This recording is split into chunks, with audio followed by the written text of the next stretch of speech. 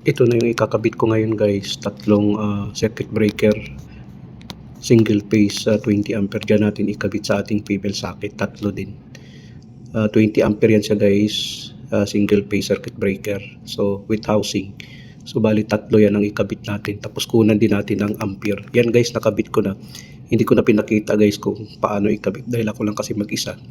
On natin yung circuit breaker, tapos setting natin yung multimeter sa 750 volts. So nagbibigay siya ng 220 volts dahil nakasetting siya sa 750. So okay na yun guys, pwede na natin yan magamit.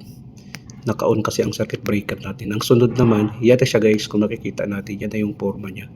Tapos ito naman ang sunod natin, nakuha natin ng voltage. Try natin to ngayon. At least ma-sure natin na gumagana talaga siya. Nakasetting pa rin sa 750. Tingnan natin yan. Nagbigay siya ng 220 volts. So okay pa rin yung female socket natin. Ngayon, naka-off position naman. Wala siyang voltage, no? Dahil naka-off position yung circuit breaker natin. Yan na siya guys. Yan na yung sa pangatlo guys. Nilagyan ko pa ng level o isa, pangalawa at saka pangatlo na yung huli. And nilagyan ko ng level bar para para okay ang level bar.